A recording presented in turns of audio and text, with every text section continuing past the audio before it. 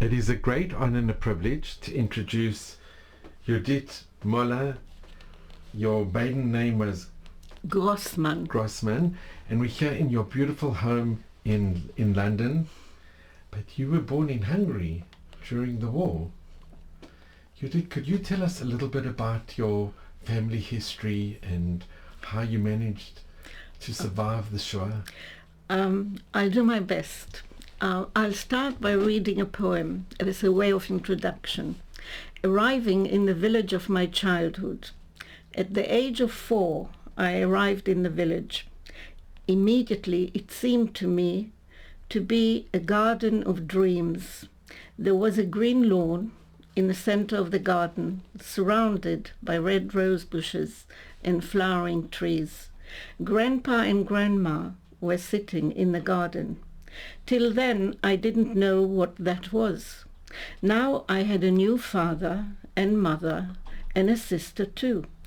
Grandpa had a beard. Grandma had a turban on her head. Their eyes shone with love and tenderness. It was hot in the village. We were mostly barefooted. I didn't understand a word, but it didn't matter.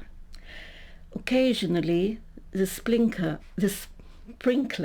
was turned on, and we ran around under the stream of water. None of us in a swimsuit, others in pants, screaming and shouting to our heart's content. Who were we? My sister and I, and 2 cousins from above. Sometimes my aunt turned the hose on us. It was great under the stream of water. Bliss. That introduces you to the time I arrived in the village, which, as I said, was at the age of 4. I was separated from my parents at the age of 18 months. I was taken to a Hungarian Christian family. I didn't know anything different. I was taken regularly to church. My foster father, in Hungarian Popushka, would carry me on his shoulders, and I watched the beautiful church with its ceiling painted with wonderful pictures. You felt you were in the clouds. I was given the host, which I imagine is what it meant by getting a little wafer in your mouth and drinking a little bit of wine from a tiny cup.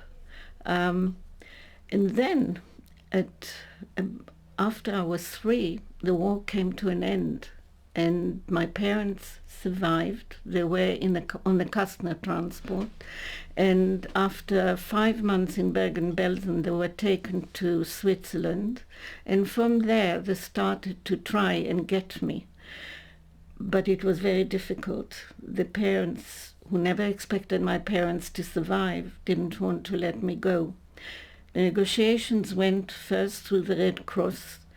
The Hungarian people tried to tell the Red Cross that I'm so much better off being with them than going to a dangerous place in Asia called Palestine.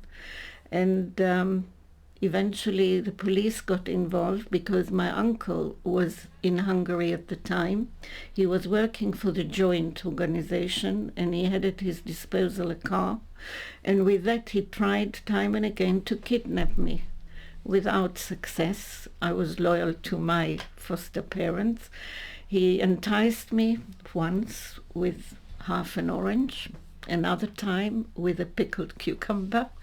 But although I desired those items very much, but I wouldn't go into his car. Finally, he offered me a beautiful blanket. It was called Tigrish, that is a tiger. It was it resembled the tiger skin, and it was soft and lovely, and I did climb into the car, and he started to drive off, but I jumped off, and I fell into the local ditch full of washing liquid from the local outside washing, the laundry being done outside. They really did like me very much. They adored me, the parents. But I was much too young to to understand what was going on. So I do have a very vivid recollection of being hidden in a cellar, and from the top of the door of the cellar I could see the police standing in a semicircle outside. I don't know how they expected to find me by standing in the yard, but maybe it was a menace, because eventually they gave me up. And a family who had certificates to go to Eretz Yisrael, the next time the ship that takes people to Eretz Yisrael comes, took me in. I was deposited with them. I also had a certificate. My parents by that time were in Israel. And indeed, with this family, I arrived in Haifa port in September 46. So, Judith, can I just ask you, going back, where were you born in Hungary? In a big town called Miskolc. That was a town where my father worked. My father grew up in that area, although he actually was born in a hamlet, in a small place. But most of the time the family lived both in the hamlet and in Miskolc. I'm talking about him in his childhood. He lost his father when he was 7 years old. The father used to manage a local estate there in the hamlet, but he died in 1914. He died, and when my father was only 7 years old. They were very poor. The mother found it very difficult to support her 7 children. Well, I don't know enough accurately about that, so I'd rather not talk about it. On your mother's side? My mother's side was born in the other large city of Hungary, which is Debrecen.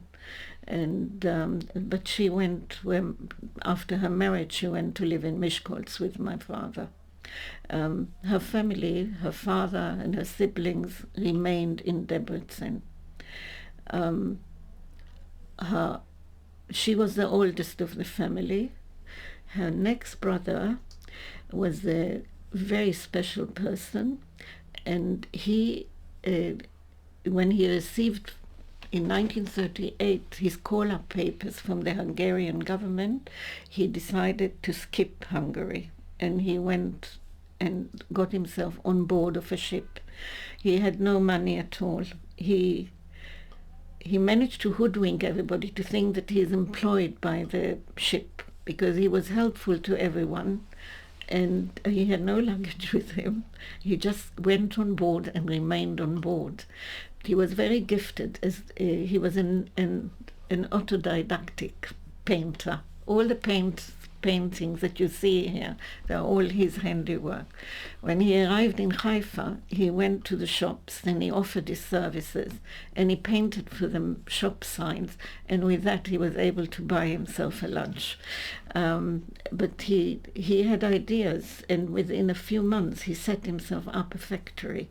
And by the time my parents came, which was 6 years later, 1945, he was already one of the best established firms in Pardes Chana. And he just finished building himself a house. The downstairs weren't meant to be offices, and he lived upstairs, and my parents arrived, so my parents occupied the offices.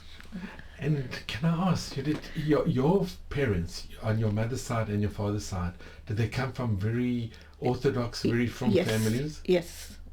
My father was in yeshiva. He studied in the yeshiva of the Chatan Sofer, and after that he went to Germany and he studied in the Hildesheimer yeshiva.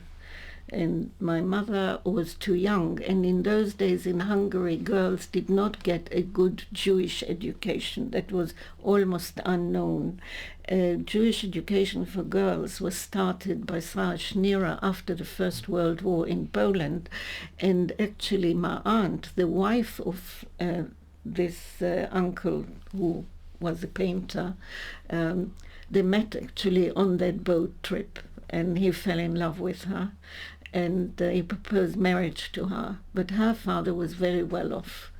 And why were they on the ship? Because her father had smelt the danger at an early age. He had a factory, a bristles factory. He produced brooms, and the material was natural material that was brought from Bulgaria, I think, from across the Danube. And every year the foreman of the factory would come to negotiate. It's not the foreman of the factory. The supplier of the bristles would come to negotiate with the boss of the factory the price for the bristles. That was, as I said, a natural growing material. And in 1938, when he came, he did not address the boss with the usual respect.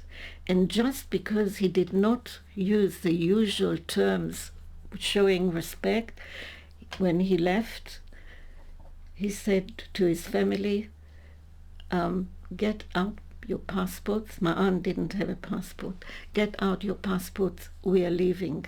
And that next day they left. They got themselves boat tickets, and they went by trade, and then got, I think the nearest port was in Romania. My aunt, not yet my aunt, she had to go to Budapest to get a passport, and that was a story in itself, which she told me at great length. I interviewed her a few years before she passed away, but I don't remember all the details.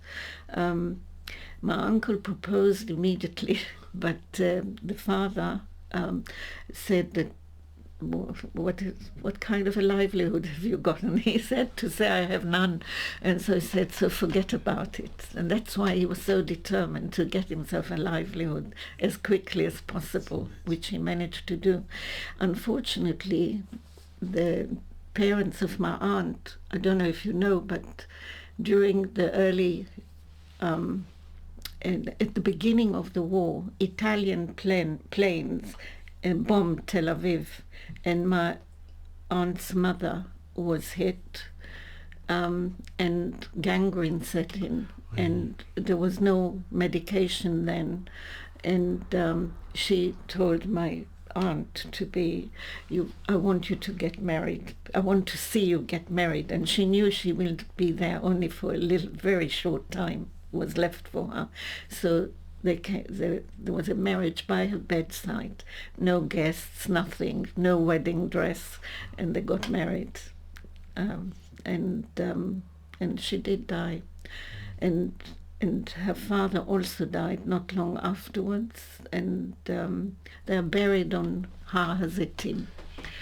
Yeah. Can I ask, you were born in 42? In 42, but August 42. You have an elder sister? My older sister was born in December 39. And are there any other siblings? I've got two more sisters, but they were born years later in Eretz Yisrael. Yeah. And your parents, their home that they had? My father was a teacher. He taught in the local Jewish secondary school, and my father was a very meticulous person. In Hungary there was a rule that every year you had to visit the children's home to make sure that everything is okay. I wish there was such an advanced attitude in this country. And as a result of that, he had a good relationship with a non-Jewish family, because the caretaker decided that he wants his son to be educated in the Jewish school.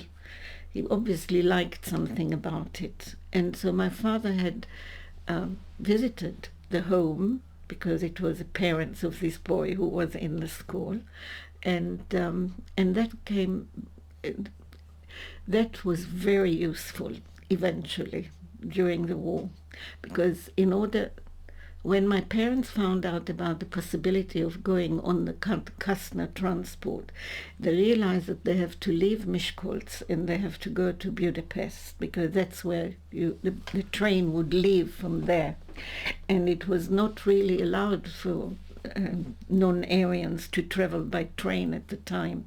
So you had a choice. Either you took off the star that you were supposed to have on your garments, or you hid it. You really took your life in your hand if you tried to cheat, because the likelihood was that you would be found out. My mother was taken to the train by this young man that at least with him she was safely on the train. I don't know all the details. The story, my sister knows the story better. I know that my mother sat in a carriage with German army officers playing cards.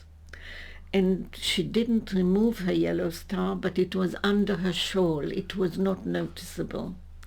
And she got away with it. But that train ride was a terrifying experience. And your father, he went separately? My father was not there. My father was sent, like all the men, he was sent to a labor camp. It was called in Hungarian Munkatábor.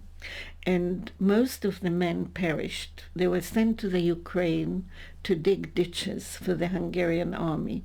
They were really very badly treated by the Hungarian officers in most cases. My mother managed to persuade a doctor in the local hospital that my father is suffering from a gastroenteritis, and amazingly, they wouldn't take an ill person. They would first make him better, then they would send him back to the work camp. So my father had a lucky escape. For a short time he was in the hospital, and then he went on the train, on the Kastner train. And so he didn't have to do the train ride with my mother because he was not at the time in Miskolc. And your sister? My sister was taken also by some other people to Budapest separately, and she stayed in a safe house with some people who became lifelong friends of ours, who took her in. And as far as I'm concerned, I was already with the foster parents by that time. The foster parents lived not near Miskolc. They lived in a village part that was on the outskirts of Budapest, which today is part of Budapest. In 2013, or 2014 rather, I went to visit the place together with my sister. We came to the house, but the house was empty. We know who used to live there, relations of my foster parents. There is a picture of me holding, I think we have a picture before you were taken to the foster parents. This picture. This is a house. And this lady, this little girl, was a niece of the person who took me in, and she's holding a doll in swaddling clothes, which was sent to me, and I had it, and I wrote about it, about this. I wrote a poem about this very recently. I know that she became a doctor, so I'm told, but by now she's an old person. I'm an old person. She's a bit older than me. You're not old, and you did cast. These are pictures. These are pictures before the war in Hungary, because the war in Hungary really started only in June '44. That's when the Germans invaded the country. Are these in Miskolc? This is in Miskolc, yes. You see, I got away with it. The people who took me in took my sister as well, but they brought my sister back. See, I was 18 months old, and the only word I knew was csoci, which is Hungarian for a young donkey, because I had a book with pictures of donkeys. I couldn't speak at all. My sister could speak. My sister did talk about making brachot for food, and I had blue eyes and I had blonde hair, and she had dark eyes and crinkly dark hair. They felt unsafe. They were right to feel unsafe. Because if they would have been caught, exactly. the consequences. They put it about that I am the illegitimate daughter of a relation from the countryside, and they got away with it. But with my sister, they felt they can't do it, so they brought my sister back.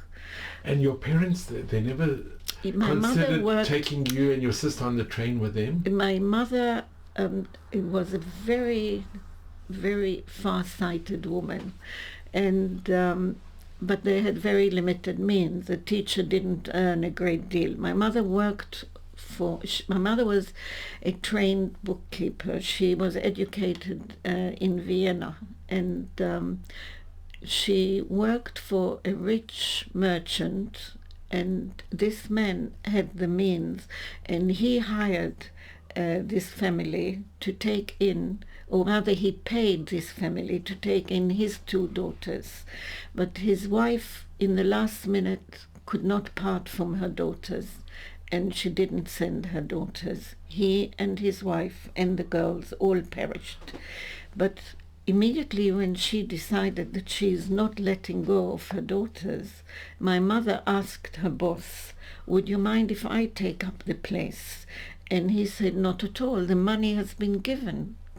Gesundheit, take the place." And so my mother sent both of us. As I said, they sent back my older sister, but I remained with them for the duration of the war and after. So here we have a picture of... After the war, after I married, let's go back. In 1956, there was a revolution in Hungary, and they were in a bad way. And my mother regularly sent to them parcels. What was their name? Kovac, which is a very common Hungarian name. It's like Smith, you understand, or Cohen, if you're talking Hebrew. They received the parcels, food parcels, for a while, and then the communists became very aggressive against any contact with the outside world, and they wrote to my parents to stop sending parcels because it's too risky for them to receive the parcel. But my mother continued to be eternally grateful to them, and so she kept in touch. And when I got married, she sent them pictures of myself and my children. Eventually my sister married my brother-in-law, and they from Switzerland went to visit them, and they couldn't understand why I'm not coming, but I couldn't afford to go to Hungary. But my sister, when she visited, she said the house looked like a mausoleum to me. It was covered with pictures of my family, and that's what they lived for that child that they saved. As a matter of fact, we found out that there was a stage when they gave in that they will return me, but they wanted to come to live in Palestine as well. But my mother managed to persuade them that that's not really a good idea, and that was not a good idea. I used to go on my knees every evening and cross myself and say my prayers as a good little Christian girl.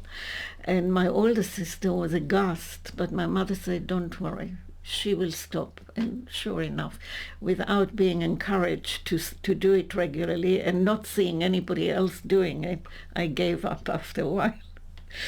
Right. Mm-hmm. How many years were you with the family? I was there 2 years.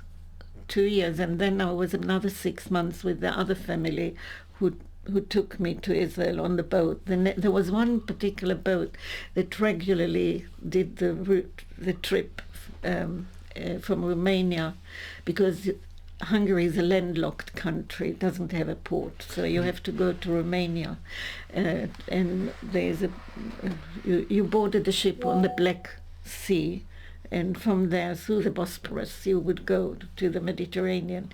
And the name of the ship was, I always used to know it, let me see if I can think, just went out of my head. I usually got it straight away. You can find the name of the ship online. I found it there as well. Well, maybe it will come to me in a few minutes. So we have a picture with you with the family.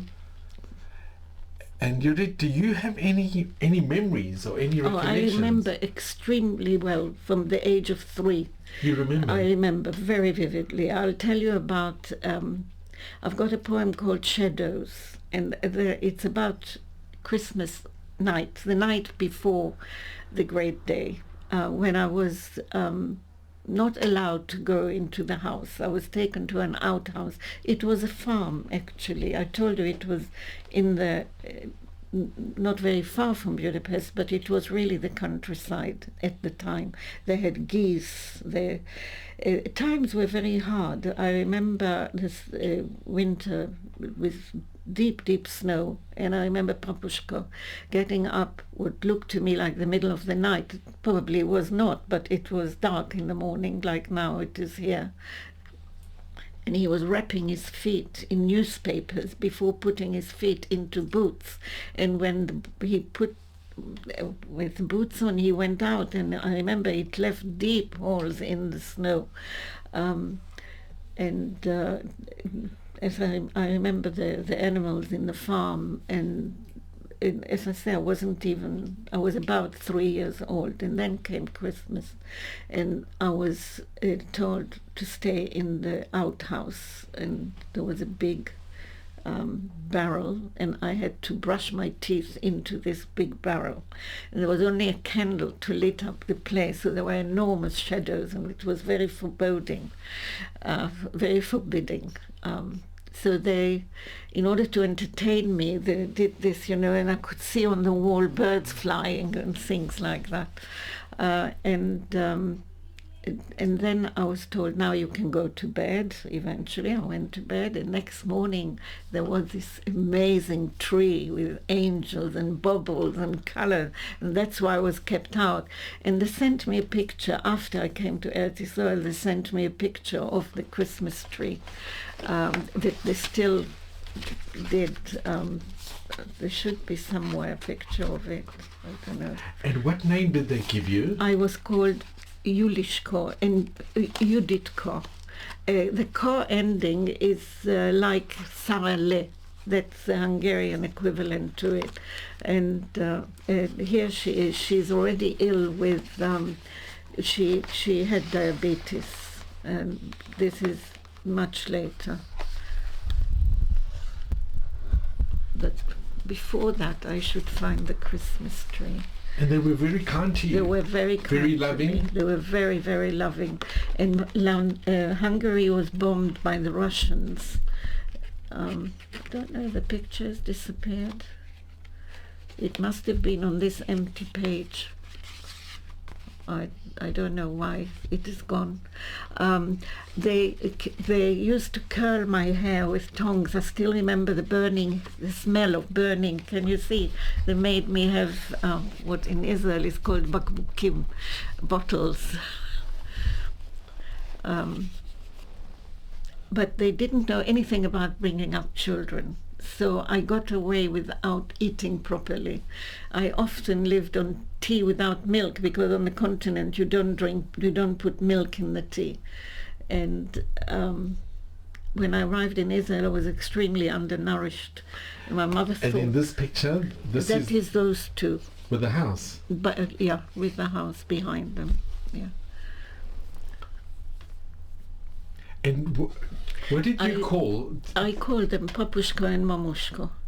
That is like daddy and mummy. And did you know? I had no idea that. You didn't know that they were your. No idea whatsoever. I will, if you allow me, I'd like to read to you another poem, if I can find it. Again, it was written recently.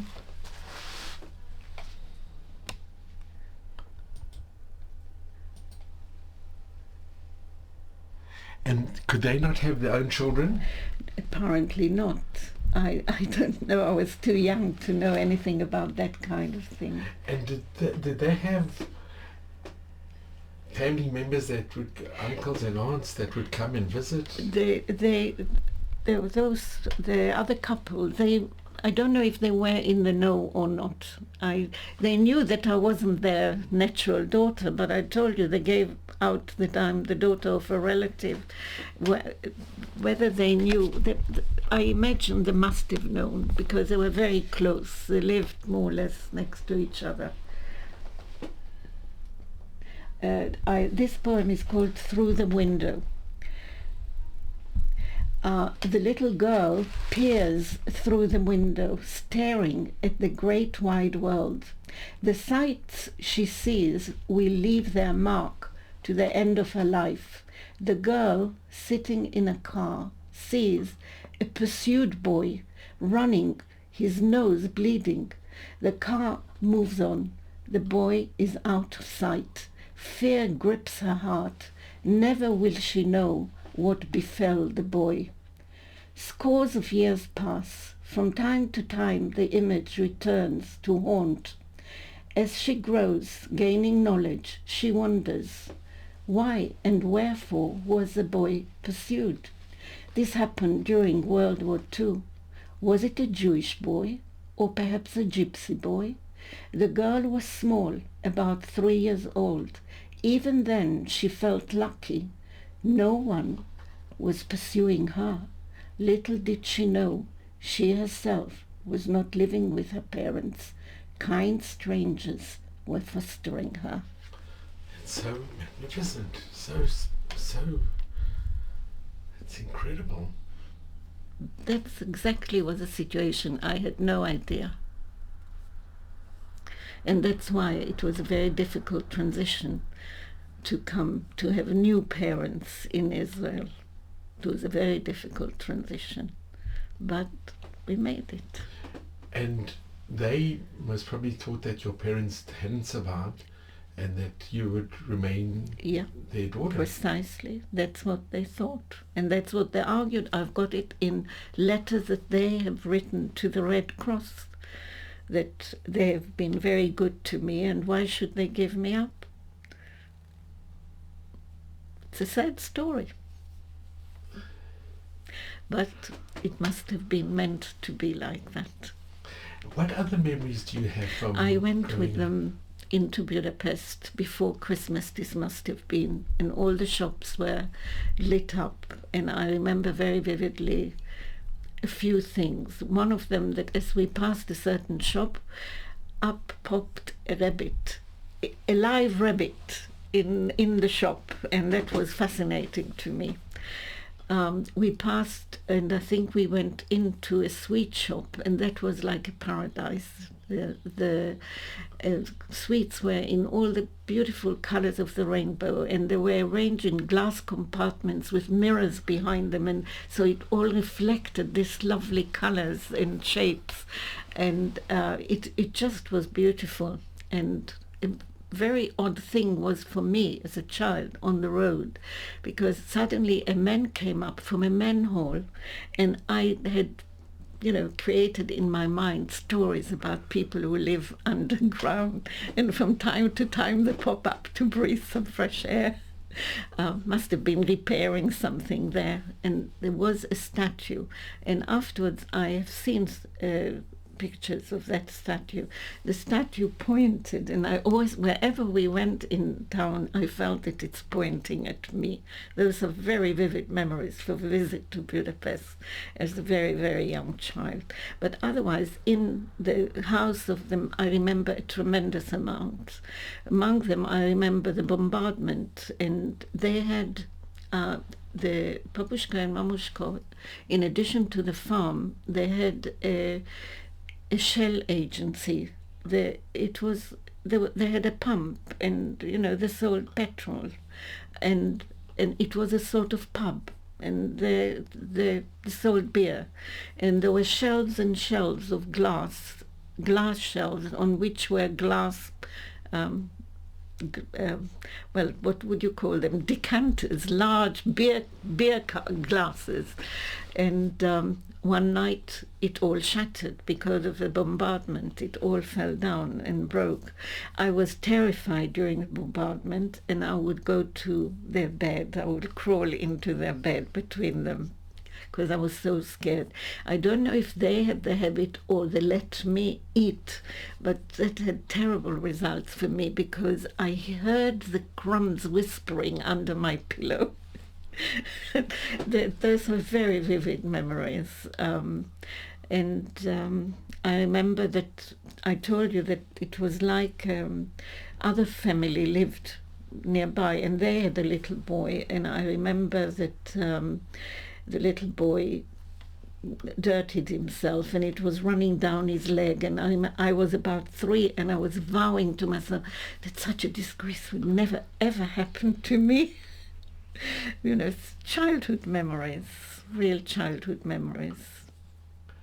But you were happy there? Yeah, I knew no better.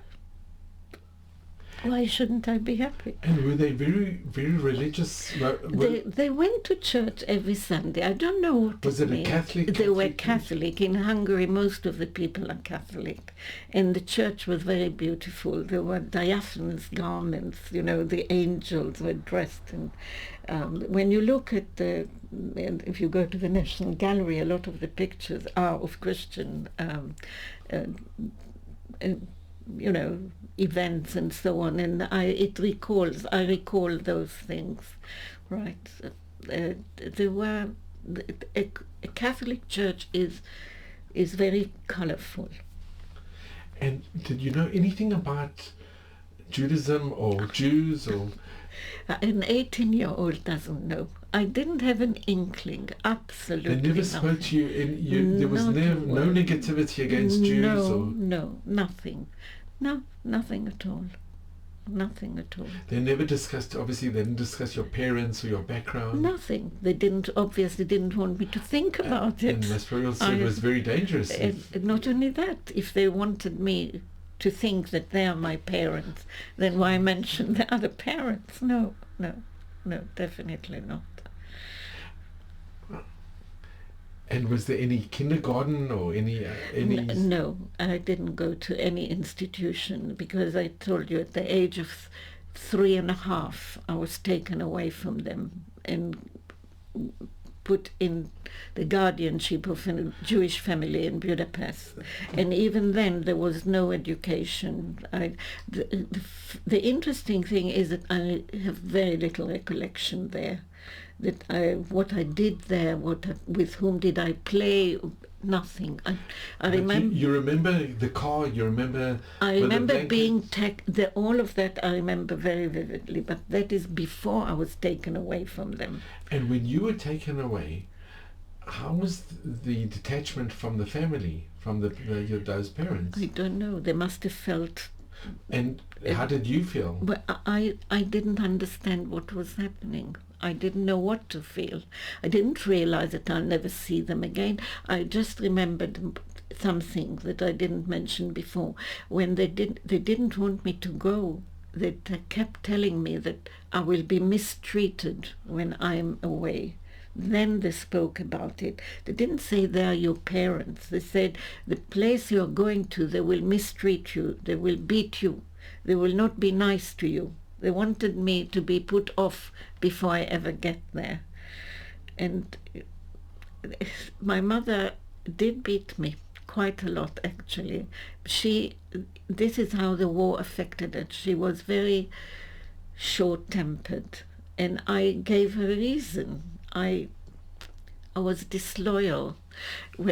In Israel, I immediately, I arrived in September, that's the beginning of the academic year, so I immediately was enrolled in the kindergarten, and I didn't speak a word of Hebrew.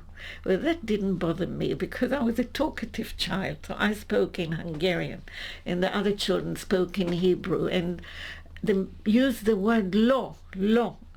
And they wanted to say, no, they don't understand. But I understand in Hungarian the word law is a horse. So I thought we are talking about horses. That was okay. And And I learned Hebrew very quickly. Within a month, I was fluent in Hebrew, and I was very happy in kindergarten, but I wasn't so happy at home. I was fascinated by everything outside, so I usually didn't arrive home. I would go wandering in the village. There was a wadi in the village. In the center of the village, there's a natural wadi. Do you know what's a wadi? And I would go exploring the fauna and the flora. But can I ask you, how did you get to Eretz Israel? How did you... I came on this boat. But who took you? With these people with whom I was stationed for the last few months of my stay. Do you remember their names? I know, well, I used to know their name. My mother kept in touch with them as well. And actually an article was written in the Hungarian paper about me and them, but I don't remember at the moment their name. My sister might remember their name. They were Jewish? They were Jewish, of course, but I don't know if they were from. I don't think they were from. I don't think so. And were they kind to you? They were okay. I hardly have a memory. The one memory I've got is from the trip itself on the boat. I hated eating. I told you that the other people, they didn't know how to really look after a child, and they never saw to it that I had a regular nourishing diet. And so when they wanted me to eat, I wouldn't eat. I didn't like cooked food at all. So they came after me, and I went and hid among the lifeboats. You know, on every ship there are lifeboats, and I hid there. And actually it was very dangerous because the side of the ship was not solid. I could have fallen through easily, but I didn't fall through. And I remember trying to evade eating, and of course I must have been also seasick. Because did you know that you were coming to a country where you were going to see your parents? Going to see my real parents, but that didn't mean anything to me. I didn't understand. And did you know that you had a sister, an elder sister? I don't think so. I don't think I understood that. So when I met all these new people, and they all brought me presents in order to make me appreciate that they mean well by me. So they put on my neck, my uncle had a plastics factory. I told you that this is my uncle Shonyi, the Hungarian uncle, who came to try and kidnap me. Oh, this is the... And did he remain in Hungary, or he? No, he moved on to Switzerland. He tried to go on Aliyah to join his sister in the kibbutz, because I told you his sister went in the 1930s. This is a picture of your father? That's a picture of my father, yeah. And at the bottom? And this is me in kindergarten, and this is my father's sister, who was on the kibbutz from the 1930s. When the kibbutz celebrated... And next to your father's that's my sister, mother. This is your That's mother? my mother. So we're going to just take a closer look at...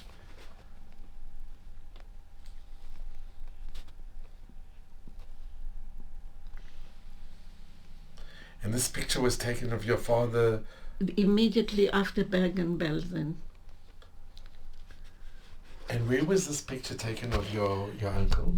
That's a Haifa port. That's when I arrive in Israel. That's when you arrived. And I have to ask you, how was the interaction when you met your parents? Well, I didn't understand they are my parents. By now, I've moved from one lot of people to another lot of people, so I just moved again to another lot of people. Was your sister there as well? My sister was there, and also her very good friend. And this is me, the little thing over here, and I've got a bag, and I've got presents in the bag. My uncle had a plastics factory. They made rings in plastic, various plastic colors, to hang curtains. So my mother made out of these rings a necklace for me, and they presented me with that. and also was either some sort of soft animal. I don't remember which. And here, all of this is there in Haifa port. So that's my mother's, my father's sister. One minute. And this is a good friend of, this is my sister, and this is a very good friend of hers. So we'll just go again. This is your sister.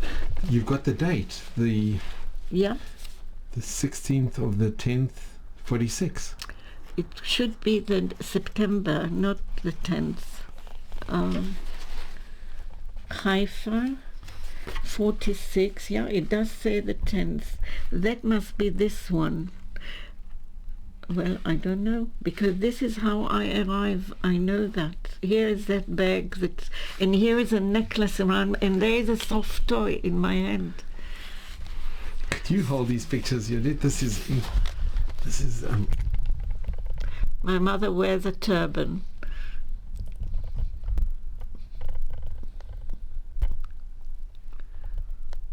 Did you know that you have a sister before you got to Haifa? No. So this must have been such a not only a culture shock, but this is it's a life-changing. It's a complete life-changing thing. How does it? You were so young. You were. So you know what? I'm sorry to say, the result was that I wet my bed every night. That took a long time to get out of it. How old you were only 4. I was exactly 4. I just celebrated my birthday. To know that you have parents, to have a sister that you didn't even know, it must have come as such a shock. I didn't understand the matter of sister and parents. Just another set of people who are now in charge of me. But very quickly I understood, particularly I almost immediately developed a very good relationship with my grandparents. When I arrived in the village, there was also a gift of a tricycle. That was a big gift. In Pardes Chana. And my grandfather was told to stay out of the picture because I'm sure to be terrified of him because he's got a beard and I'm not used to it. Well, actually, I could see that they meant well for me, and I went and climbed on his knees, and I was very happy with him. And very shortly afterwards I learned how to plait, and he allowed me to make plaits in his beard, and I did that regularly. Right. And your father, how was the my father? He was more remote, but he told stories. So you have a picture of your Zayda. This was my grandparents. Yeah. And that is a tricycle that I was given.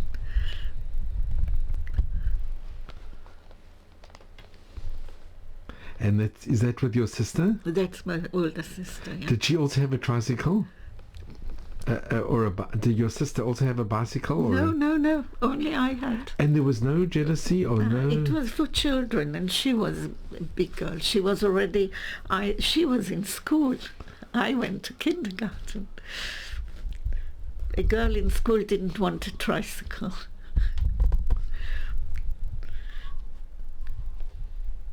We had a regular arrangement. In Israel, I don't know if you know, but space was always limited. So in English you call it, I think, a trundle bed. My bed slipped under my sister's bed, but I was too small to pull it out. So she would pull it out every night for me, and we kept count. And I owed her 254 times to make her bed because she pulled out. It was just a game between us. We remind each other from time to time. And your sister's name? Miriam. And you were very close with your sister? We became good friends. We are still good friends. We are poles apart. My sister is extremely left-wing. My sister stopped being religious at the age of 13. And where does she live? She lives now, she married the man, I told you, in Switzerland, in Geneva, but she went back to Eretz Israel 20 years ago, and in June she went back to Switzerland because she realized, because of the war, because of the red alerts, that a woman of her age alone in Tel Aviv is not safe. She wasn't safe. When there was red alert, she lived in an old building in Tel Aviv, in the heart of Tel Aviv. It would take a good 15 minutes march to get to a miklat, to a shelter. There was no mamad in those old houses. There are no security rooms. She wasn't safe. Well, please God, she can come back now. Medically she's not. A woman in her mid-80s should have relatives around. And she has no relatives left in Israel. Her daughter lives in Geneva. And her friends, most of her friends were a good few years older than her, because my sister was a local genius, and she finished school and she started Bar-Ilan University at the age of 15 and a half. And so she was always younger than all her friends. And her friends are dying. Mostly they've died. So she really is alone there. And it's not a good idea. She'll be with her daughter. She should be where her daughter is. So she went back. Yeah, a lot of heartache caused her a lot of heartache. Can I ask you, Judith, when did you develop a closeness with your parents? I always loved my mother. My mother was a very complex personality, and the war made her probably even more complex. So she took out all her frustrations on me, and there was hardly a day that I wasn't beaten. But I brought it upon myself. And your sister? Me. And my sister more than once asked my mother, why is she venting her anger on me? And my mother couldn't stop herself. And she also expected me to do. My sister was the genius, so you didn't expect her to do. I was Cinderella. I had to wash up from age of dot. I had to always do things. Really, I was Cinderella. But I never resented it, really, because it gave me skills I could cope with much better than my sister could cope with. I was domesticated much more than she ever became. And all of whatever happened to me in my life, I can see that it has always been useful and good for my life. And your father didn't try to... My father was a holy man. My father was... his head were in the cloud, his feet were off the ground. He didn't intervene, hardly ever intervened, very little. Things changed afterward. My mother had miscarriage after miscarriage until 10 years after me. I've got my next sister is 10 years younger than me, and then my father became more involved. He told a lot of stories. Every night he told them stories about squirrels and about other creatures. So my sister's got a very close relationship with my father. I had a closer relationship with my mother, although intellectually I had in my teens I had a lot of discourse with my father. My father taught history and dikduk, grammar, Hebrew grammar. And eventually I came to teach all the subjects that my father taught. Where did he teach? He taught in Pardes Chana. They started in, I think, 1947, the Midrashia. The Midrashia was the first secondary school come yeshiva. It was yeshiva in the morning hours and secular studies in the afternoon hours, and my father taught there. It was a very well-known institution where the rich Ashkenazi people sent their children. At the time, it no longer exists. Although in the 60s they built a beautiful campus with a British a lot of British money assistance from our community. The president of the community to which we belong was a benefactor of the Midrashia, but that's a coincidence, entirely a coincidence. The Rosh Yeshiva was Harav Yagel. He was sent to do that job by the Chazon Ish, and as I say, my father taught the Hebrew grammar and history. And did he teach anything else? I don't think so. He taught Nach as well. As I say, I taught all those subjects in Bet Yaakov here, eventually. And you did And I told myself always that I'm never going to be a teacher, because my father had a lot of agmat nefesh, right, of heartache. Yeah. And nevertheless, I did become a teacher. You did. Yeah.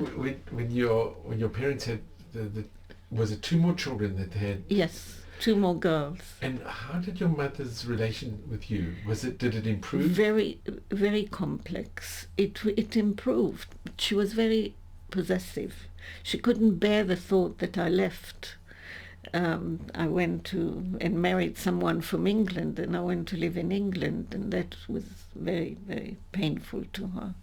But she was generally very possessive, and you can understand that a person who almost loses their family in the war would become possessive. So my children went to yeshiva in Eretz. Our children went to yeshiva in Eretz Yisrael, and my parents' home was like their home. A yeshiva bocher needs somewhere his laundry to be done. Well, they took the laundry to my parents' home. My sister, my next sister, she is the one who usually ironed their shirts. So they all got to know my parents very well, which is a wonderful thing. And my mother would regularly say to my own children that she wants me to divorce and to come and live in Israel. I mean, she was very tactless in this respect. Yeah. But you had... well, I knew my priorities. My priorities was not to get divorced. Yeah. But they were happy at your wedding? Oh, yes. They were and where did you get married? I got married... have you heard of Kfar Etzion? Kfar Etzion was one of the places lost in the War of Independence, and from Gush Etzion. And the people from Kfar Etzion, some of them went to live in Kfar Pines, which is right next to Pardes Chana, where my father also taught for many years. And others started a new settlement on the Carmel called Nir Etzion, and they had a guest house, and that's where we got married, in Nir Etzion. Right. And I must mention your husband is a direct descendant of Samson Raphael Hirsch. Yeah. And it was his first time in Eretz Israel. He was not before in Eretz Israel, and his parents as well didn't visit the land before. So we got married in 1961. And it's a long time ago. And Nir Etzion, with hindsight, it was a very simple place. And there were guest houses. We stayed there the first night. And it was very, very simple. It was a very simple wedding. There were 40 people, I think mainly just the immediate family. I think I had 1 or 2 friends there. But then I had an aunt, the brother of my mother. They lived by that time, they moved from the village a long time before to Yerushalayim, because my uncle had quite severe asthma, and Pardes Chana, from the name you can tell it's a place of citrus orchards, and that's very bad for asthma sufferers. So he moved to Yerushalayim, which is supposed to be much better. And the other brother, he had an amazing story.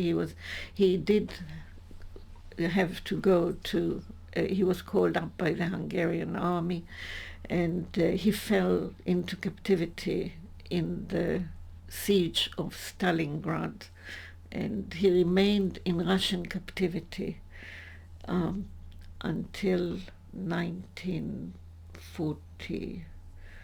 um,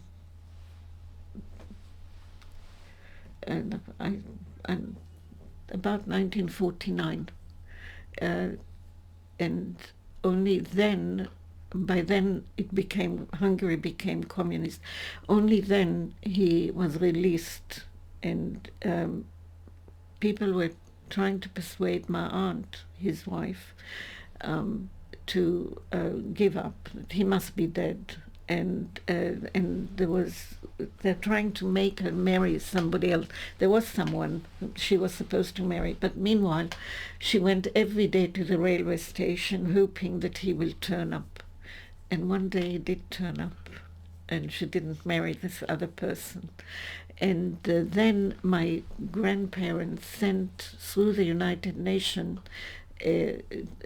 documents for what is called family reunification, and under that it was possible for him to leave communist Hungary. In 1951 they arrived in Israel. So it took another 2 years. By that time she was expecting a child, and she gave birth, I think, within 2 weeks of arriving in Israel. He, in Russian captivity, his toes froze, and they remained frozen for the rest of his life. He had problems. He was a lovely man, and he joined my uncle's factory, his older brother's factory. He kept the relationship with the customers. They had large customers in Kibbutz Ma'agan Michael. Eventually his son stepped in to work with him, and afterwards he took over from him. So the whole family, we lived, my uncle, who was there from the 1930s, I told you that he built himself a house, and my parents moved downstairs, and when he heard that his brother is going to come, he had on the grounds built another house for his brother. So we were 3 families. And your grandparents? My grandparents lived down the road. They didn't live in the courtyard. They lived 5 minutes walk away. When did they come to Israel? They came out. They were also on the Kastner transport. There were 11 members of the family. They were on the Kastner? On the Kastner transport. There were my grandparents, and my grandfather had one sister. His mother died in childbirth when the sister was born, and the sister married a cousin, so she didn't even change her surname. And she had 4 girls. Her husband died before the war, so she was bringing up 4 girls, and her husband, who was a cousin of my grandfather, they were in business together. So the whole family was involved in the business. So my mother became the bookkeeper. I told you that she studied bookkeeping in Vienna. And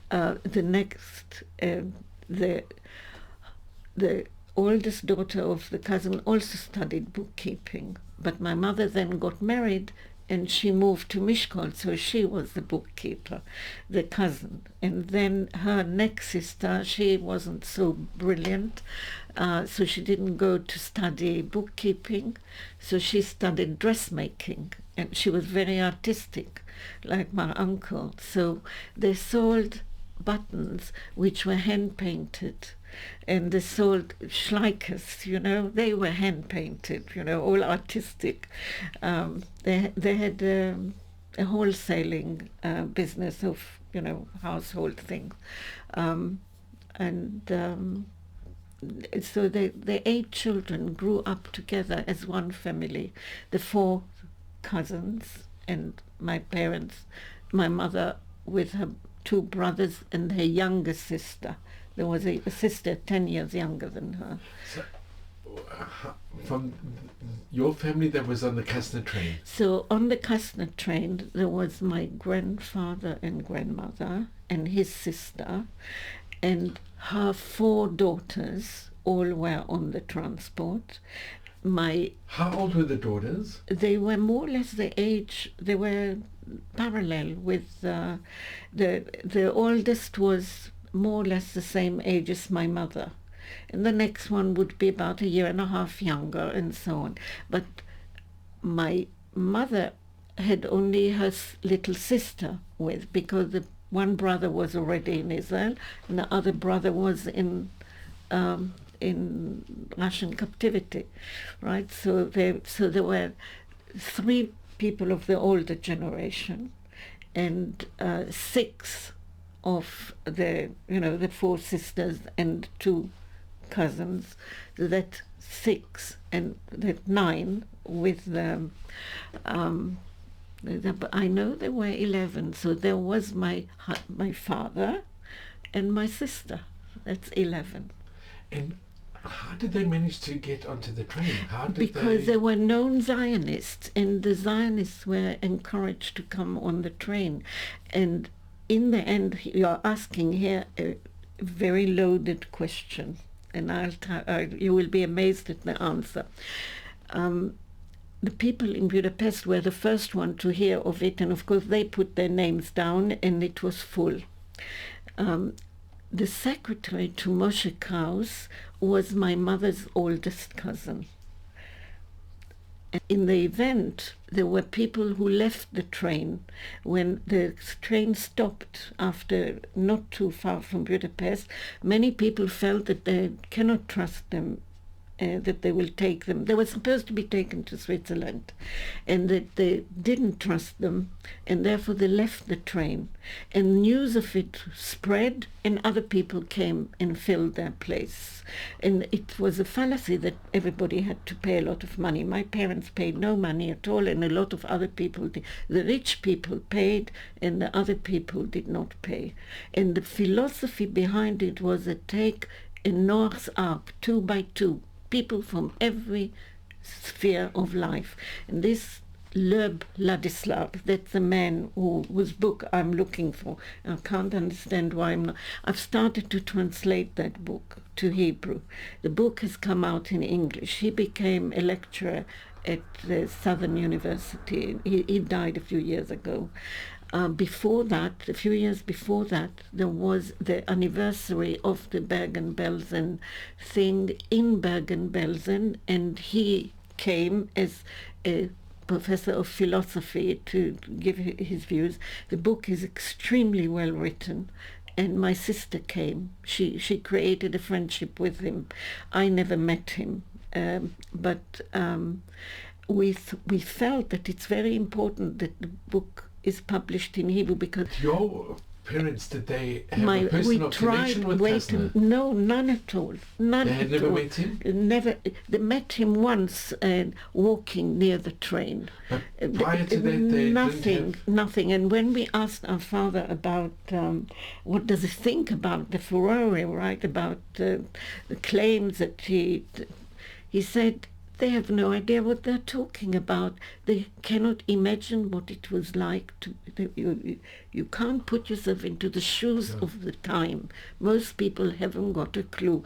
And the accusation that people mainly saved themselves, that he didn't have a large group. He had, I think, 17 people of his extended family were there. Everybody would try to. 17 is not a huge number. The Rebbe Eilish was on the train, the Satmar Rebbe, and he had a much larger entourage. And they probably did pay because they were anti-Zionists.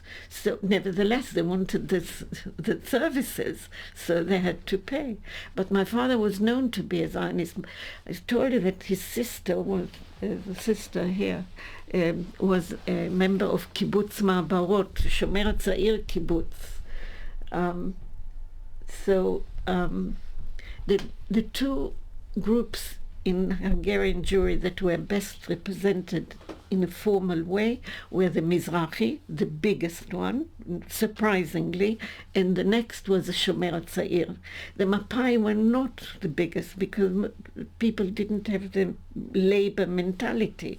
They were not socialists. The Hungarian people were basically not socialists. The Shomer Tza'ir managed like everywhere else, it's really communist ideas that sound so wonderful, and people fall prey. They believe in this. They didn't know what Stalin was actually doing. Most people had no idea. I've got a trilogy about what Stalin did, written by a well-known British author. Your hair would stand on end if you knew all the things They were very... that Stalin did. The trial against the Jewish doctors... That is only the top of the top, what he did to the Russian people. The millions There of were people, millions, their death, millions. Anyway, in the kibbutz of the Shomer Tzair, they staunchly believed in his being the son of the nation. Kfar Masarek, in Kfar Masarek, where I once went to interview a survivor, in the work shed, there's a picture of Stalin to this very day. Yeah, okay. Which is hard to believe, but it is.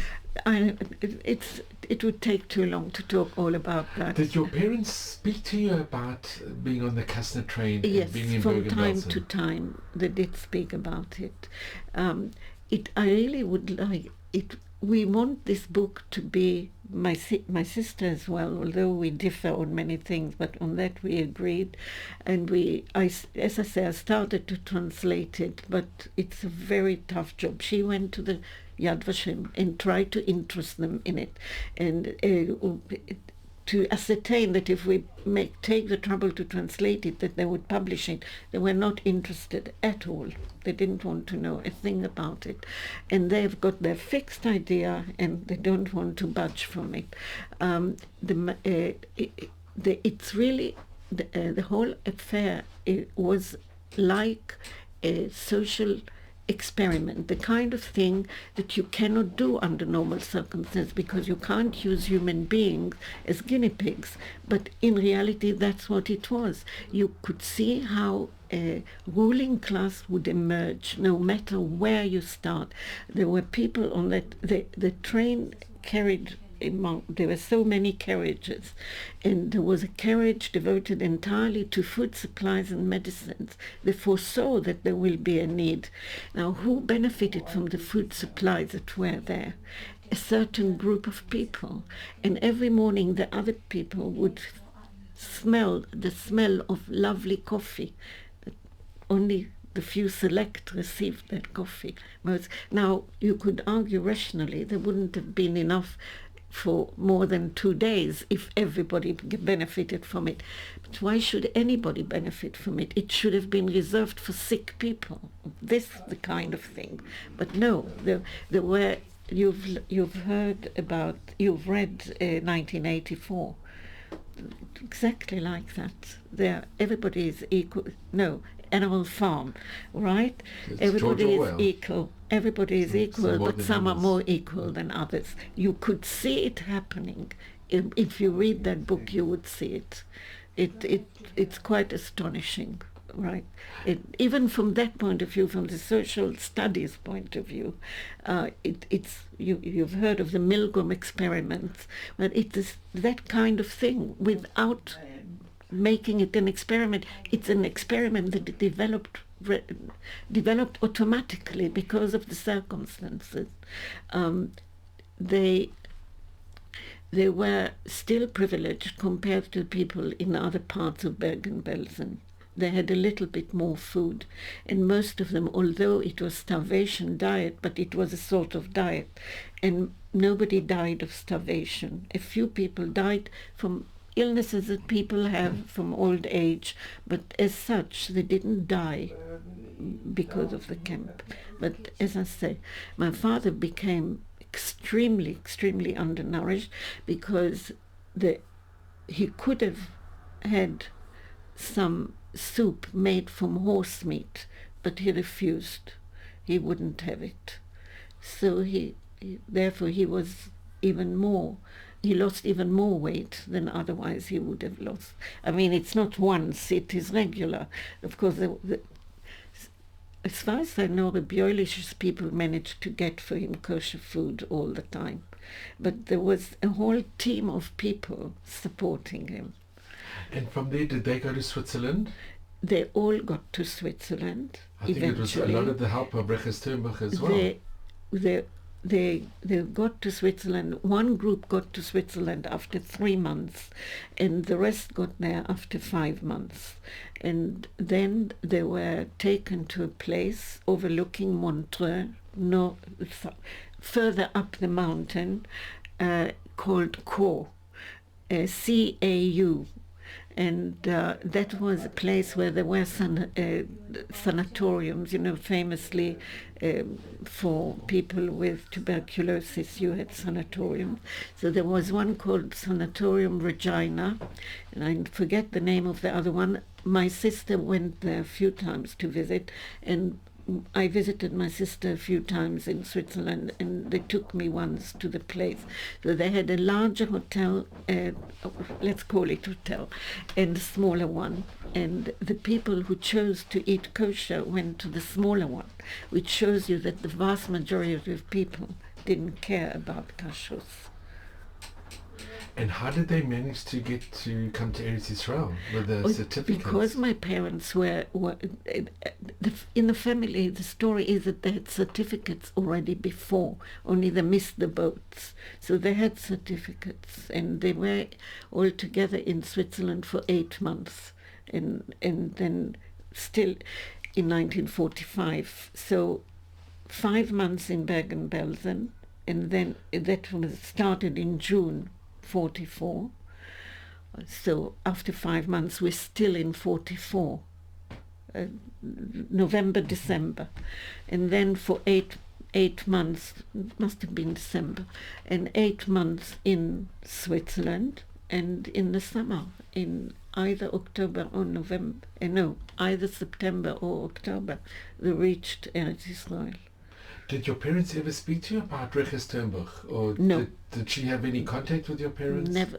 I don't know that Recha was there. Recha was not on the Kastner transport. No, but they said that she helped with the negotiations to bring to Switzerland. Not that I'm aware of. No. It was Kastner. Kastner did the negotiations mainly, even afterwards. She never entered. She did something else. She managed to send parcels of food to people who were still in Europe, and were really able, as a result of getting this parcel, they were able to sell the things that were it was really to places to Czechoslovakia and Poland, that, as far as I know, that she sent the food parcels. And Judith, can I ask, your parents, did they associate with other survivors? Family, people they knew, people who emerged from Hungary in 56, they came visiting, and they exchanged hours of talk about how did they survive and how did they survive.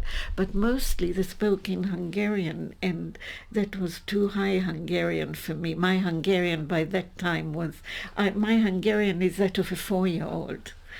All right, it's not up to that kind of, especially they spoke with the cousins, because the cousins' husbands, not all of them married. The oldest never married. The second one never married. The third one married, but he was not of Hungarian origin, and the youngest one did marry a Hungarian man, and he was war-wounded, but I don't know if it was a war of independence or the Second World War. He had an artificial leg. I remember him very well. They were an exotic couple. They never had children, and so they always were out to have a good time. That was a family story. Did your sister speak to you about We her speak a lot experiences? about it, my older sister and But I. when you were growing up, when you were still... We spoke about it a certain amount, but later on a lot more, and regrettably too late to verify fact. A lot of things we cannot verify because there's nobody to tell us anymore. The things that remain. How did my parents get those certificates? We cannot be sure. The family says they had them before. How? We don't know. And growing up in when you came to it was still under the British mandate. It was very interesting. Pardes there I've got a lot of very clear memories, because Pardes is situated between two very large British military camps. There was a military camp to the right and to the left of the village, and every night we would hear there is a name for it now. What do you call it? The bugle. There's a certain tune which to me is very evocative. You hear it here around Christmas time when they have got I don't know if you're familiar, the tattoo. Have you heard of the tattoo, the Edinburgh tattoo? Scottish with the Scottish bagpipes? No, nothing to do with that. It's a military British Army. I forget the name of it. I have written a little bit about, and that is in the same bag. Now I can't find it. I've started to write about those times. Anyway, they would march through the street of the village with the soldiers. Often it would be, with hindsight, I understand that there would be Scottish guards, because they wore tartan skirts, and rudely the little boy would shout to them, "What have you got under your skirt? What have you got under your skirt?" And I, being brought up in a family of girls, didn't have a clue what they're talking about. And they would play drums, and they would have trumpets, and they would have the music glued to it, and it was fascinating. It was really interesting and very very exciting to see. We would run after them. They would march through the street. The streets were still very simple. We didn't have sidewalks. It was very narrow roads and sand on either side, but they marched through the village. I had regular nightmares, and they entered into my nightmares. I had a regular nightmare. I knew that I'm going to have a nightmare because I started to see shooting stars. Then I would put out my hand and my older sister would hold my hand, but it didn't prevent me from having the nightmare. And in my nightmare I would see a lion, because a British lion, somehow it was connected. And on the way to the kindergarten in my dream, there would be a lion in a sort of a cage, but not a very secure cage. The lion would play on like a doll, you know, that you press a thing and it jumps up and down. The lion would be doing that. And I always had nightmares that it would escape and it would get me. And then I would fall out of bed, and then I would wake up. And did you make friends easily with the Israeli children? Yes, here almost immediately I've got a picture of Purim. This is they sent me parcels, so they sent me that doll, and they sent me a beautiful winter coat with a beautiful hat. Wait, sorry. And these were parcels from the Hungarian foster parents, right? They sent it to you. They sent me, there were about a dozen different hats. I don't know why they did that. My mother had someone to take these pictures of me to send to them. This is on the roof of the factory of my uncle. This is on the ground that is near the Wadi. The factory was near the Wadi. And I'm sitting here, and it's really not safe. It's on the roof. That's my oldest cousin. He is 10 months younger than me. And here I am in that outfit, that coat and the hat from Hungary. It was a very cold winter. That's why I'm wearing under my dress trousers. That is in the grounds of the house my uncle had built. This is a lovely, the lawn I mentioned, and the rose bushes are here, and here are the flowering trees. They even had a rockery. They had it here. It is in kindergarten. This is a ganenet. the kindergarten teacher. She eventually lived in Yerushalayim in Rehov Yotam. I went to visit her in her 90s. And these are the children. I was put in a class of children younger than I am because I didn't speak the language. So that's my cousin, who is 10 months younger than me. And that's a girl called Meira, and that's a boy called Meir. And he worked with the other cousin. He worked with him. I remember his surname, Ritterman. I don't remember her surname. But yeah, I got on very well with them. This is Shavuos, the first Shavuos in Eretz Yisrael. Shavuos people would bring bikurim. So we would have flowers in our hair, and I think I have a bag with fruit in it. And this is by the Yarkon. There you can see my sister is 2.5 years older than me. She looks double the size. Because you weren't eating so much. You still had problems with the eating, or did that resolve? It was resolved. It took quite a while. Every evening I went to my grandparents. I was more relaxed with my grandparents, and I would go to them and have supper, and I'd come home, and we lived on a street called Rehov HaCharuvim, the carob tree street, and outside the house was a carob tree, and under the carob tree I would be sick every evening. Really? Every evening, for a long, long time, until I got adjusted. Yeah. A family friend was called Lily. She was a photographer, so these pictures These were are such lovely photographs. Yeah, because they were taken by a professional photographer. But you look very happy. You look very... I was happy. Very, very happy. I was happy, yeah. And what's amazing, Judith, is that your parents kept the connection with the family. Yeah, my mother was in many ways very avant-garde. That's tremendous, tremendous karasatov. Tremendous gratitude. Yeah. Here is a doll in the swaddling clothes. I told you that I've written recently about it. What was that one called? Shoes. It was called Shoes. The doll had shoes.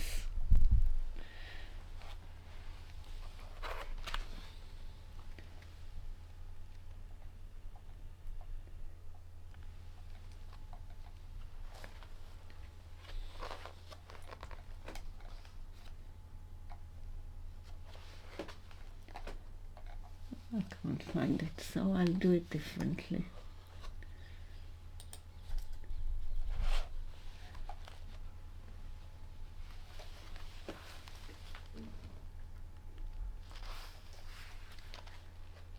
And you did, were these the pictures that were sent to you? It was sent to me, yeah. Of the by Mamushko. And did you used to write? I couldn't write because I couldn't write Hungarian. My mother wrote. And did they ever manage to come and visit you? No, it was not possible really from communist Hungary. It was very difficult. It was very difficult. But I think by sending the pictures and keeping the communication... Yeah.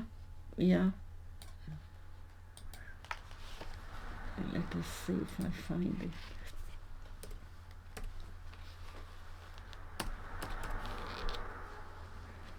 Right. Okay. Open.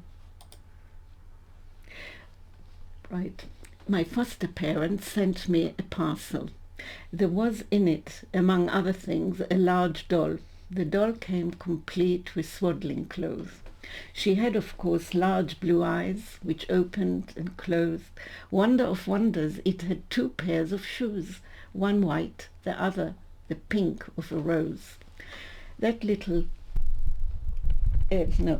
had little interest in dolls. Friends came visiting specially to play with the doll. For me, the best feature were those shoes, small and dainty, with pressed studs to ensure they don't fall and get lost. I had an issue about shoes. I was made to wear ankle-high boots or shoes. They were meant to strengthen your legs, but my heart went after open shoes. Sandals would be best. When finally I received the sandals I desired, I felt as light as a feather. I danced, I skipped, I sang for joy. They were the kind of thing that make a child's heart swell. I can still feel an eighth of that joy. I had a little visitor today, not yet 2. He had on a pair of light blue shoes, not unlike those of my long-gone doll. It is so special, so... That's about that doll. It's wonderful. Yeah. So you did, looking back, growing up in Israel, you acclimatized and... I think it was the best kind of childhood you could have. It was not in a big place. It was big enough. It's an astonishing rate at which Israel developed. The place started in 1929. By 1935, it had an amphitheater. It was the center for all the settlements round about. On Yom Ha'atzmaut celebrations, people came putting on shows in the amphitheater from far and near. There was an agricultural school. It was one of a select number of agricultural schools in the country, the famous one being Mikveh Israel. And they learned to be farmers there. It belonged to the organization of the farmers of Israel, Agudat HaIkarim. And they grew, livestock and so on, and they would have floats with the livestock on them on Yom Ha'atzmaut. We had a procession, not quite to rival the Adloyada of Tel Aviv, but it was something really wonderful.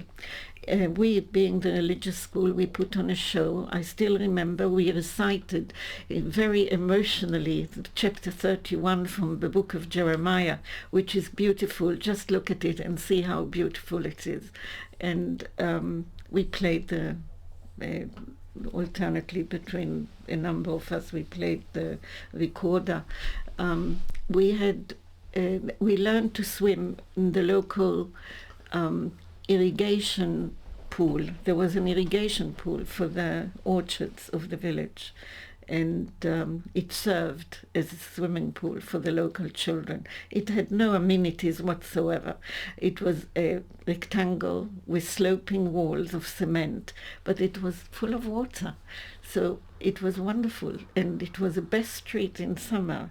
Second only to going to the beach was to go swimming in the local pool, where all the children learned to swim with the local PE teacher.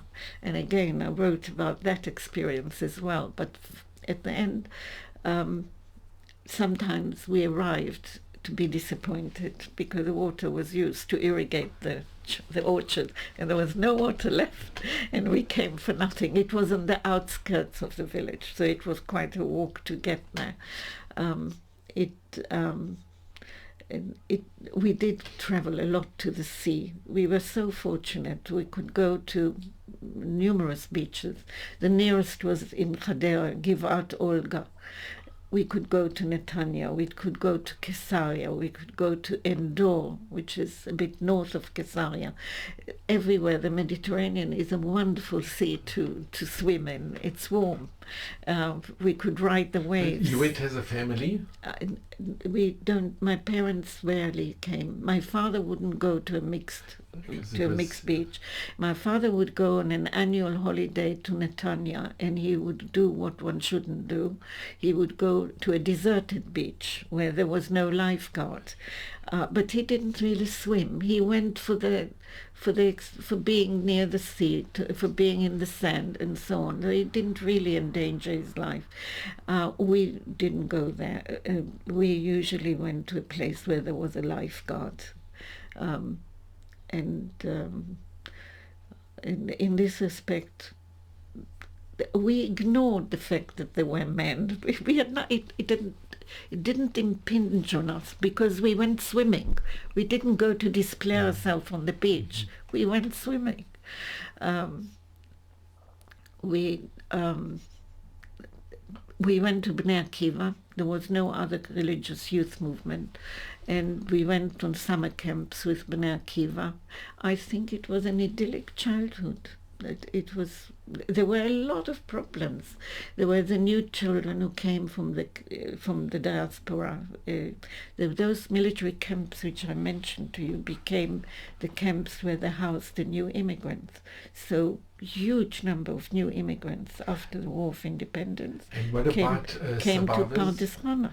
A lot of the survivors came to Pardes Chana, and they were there in those camps. And the children of the survivors? The children, most of them, it depends when. In 1948, some came to our schools, but when the numbers grew bigger, they opened schools for them in the camps.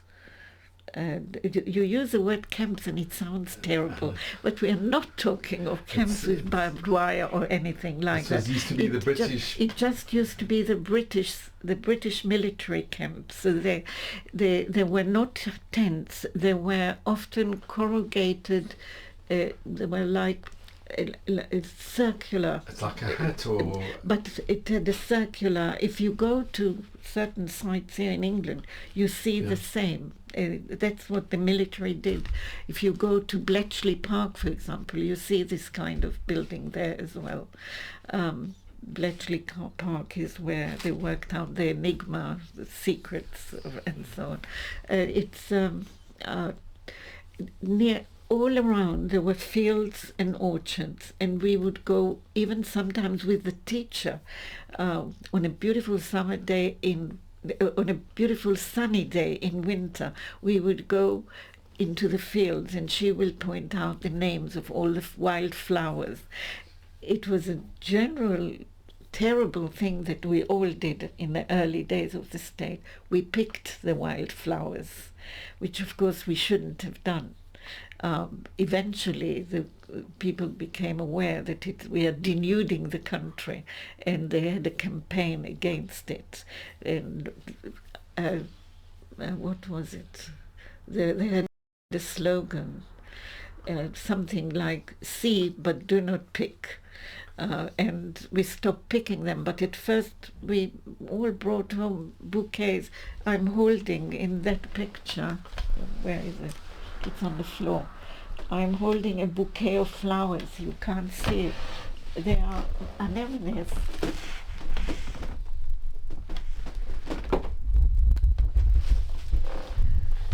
Right here. This is a picture with you and your sister. And these are from the wild flowers? Yes, these are wild flowers. Anemones. They were abandoned, or next to our house there was an empty lot. Eventually, it's not empty. Already in the 50s it was built up, but in the early days when I came in the 40s, it was an empty lot. And it was awash with yellow asters, absolutely covered, beautiful. Asters are they're wild chrysanthemums. They're wild chrysanthemums. They grow naturally all over Israel, bright like sunshine. Lovely. A whole field of them right next door to you. I wrote a poem about one morning I had a surprise because I went to look at the field of yellow, and I looked straight into the eyes of a camel. The Arabs didn't live in the village, but just north of the village, or actually, north of the village, there is an area called Iron. There is a riverbed called Ein Iron. There is a little settlement, a place called Ein Iron. Pardes Chana eventually became joined with the place next to Ein Iron. It's called Karkur. Now it is known as Pardes Chana Karkur, but it was two separate places when we grew up. It was in the 60s that they became one. one authority. And on the other side of the road, you've got Arab towns. Al-Fahim, the big Arab place now. It wasn't so big at the time. The bus that I took regularly to go to school, at secondary school, I went to Ramat Gan, and I traveled almost every day from Pardes Chana to Ramat Gan, a good hour's travel. And I had to get onto the 7 o'clock bus. And sometimes, instead of the special 7 o'clock bus, there came a bus that came from al-Fahim. That was a nightmare because it was full of smelly Arabs. I'm sorry to say it, they didn't wash. They were smelly. It was really a culture shock to travel with them. It's not bias. I was in the bus. I remember it. Anyway, that is by the way. The whole country, all the way, you would go through patches of wild flowers. Sometimes they were yellow, sometimes they were red with the anemones, and sometimes they were a mixture. There were certain places where the anemones were mixed. It wasn't purely red ones. There were some white and some lilac, but they were few. The majority were red. The cyclamen, you needed to know where they are. They hid under stones, but if you knew how to look, you would find them. They were lovely. I've got some wild cyclamen growing just outside the front door. They just came by nature. There were, in the village, in the wadi, there were places where, if you knew the hiding place, there were wonderfully scented narcissi. That was wonderful. You had a free afternoon in school. Was the latest till 1 o'clock in primary school, and then you could go and pick flowers. What can be more wonderful? And that's what I did to my mother's chagrin, because I wouldn't turn up at all. People would come and tell me on my way back, when I emerged from there, they would say, your mother is looking for you. But she... but you were happy, you were happy. I was happy. I would sit under the central road of the village is called Chovat Kalim. Dekel is a palm tree. So Palm Tree Street, and that went from one end of the village to the other end. And on the way to the kindergarten, we passed this. There were, although the village, I'm talking about less than 20 years, right? The village started in 29. You did. Can I just ask, growing up in Pardes Chana and going to school, did the other children ask you about where you were born or your background? Very little, a few times. I have a very vivid memory of going home with my teacher. I had a lovely teacher in the second year. In my first year in school, there was only one school in the village, a general school for the religious and the irreligious children together. But the religious people of the village got together and organized for themselves a school, a Mizrahi school. And my second year of schooling was already in the religious school. We didn't have a purpose-built place. We were situated in the Mizrahi synagogue. And our teacher was a young woman who was selected before she finished her studies. She was a wonderful teacher. She came from a German family. Not surprising, many of the first settlers in the village were people. Told you the place started in 1929. From 1933 there's a great demand to settle in Israel by German Jews, and the authorities at the Sochnut direct them that especially those who wanted to, many of them came with the idea, if we are going to Eretz Israel, we want to go on the land, we want to till the land. And in place like Pardes Chana, they could buy a piece of land. In fact, the main road that connected Tel Aviv to Haifa went through the village, and it was known in the area that went through the village, that part of the main trunk road was known as Rehov Shmon Meot, which means 800 road, because a plot on that road cost 800 lirot Eretz Yisraeliyot, right? 800. And the road that crisscrossed it to the center of the village was called Rehov Chameshmot, because there a plot cost 500 lirot Eretz Yisraeliyot. And it was a beautiful road. It's mentioned even in some books, because they planted all along that road 2 trees alternately. One is a palm tree, and the other one, I always forget the name of it. I've got it written somewhere down. And it has an interesting, very interesting sort of bloom, not a round thing, but an elongated thing, very interesting.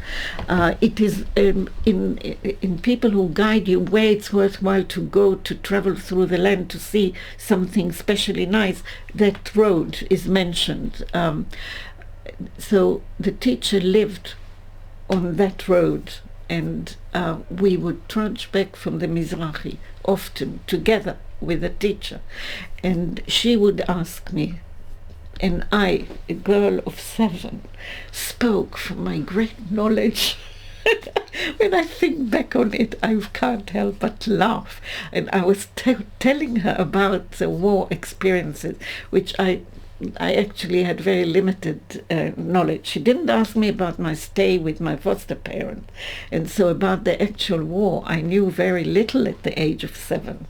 It was only later I became an avid reader of the subject, and I discussed it with my family and others, and so I became somewhat knowledgeable about it. But the children didn't really. In the children's society, it was a disadvantage not to be born in Israel. The big thing was to be a sabre, and I was not a sabre, so I was inferior. But were you ever teased, or were you ever...